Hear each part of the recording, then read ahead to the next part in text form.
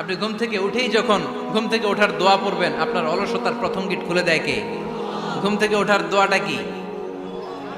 আলহামদুলিল্লাহিল্লাযী আহইয়ানা বা'দামা আমাতানা ওয়া ইলাইহিন নুশুর। প্রশংসা সে আল্লাহ, যে আল্লাহ আমাদেরকে লম্বা একটা ঘুম শেষে, মৃত্যু শেষে আমাদেরকে ঘুম থেকে উঠালেন। এই দোয়াটা পড়ার সাথে সাথে শয়তান যে তিনটা গিট মারছে, ওই তিনটার একটা খুলে দেয় কে? ঘুম থেকে জেগে ঘুমের দোয়া পড়ার পরে যখন কেউ ওযু করে ফেলে, অলসতার দ্বিতীয় গিটটাও খুলে দেয় কে?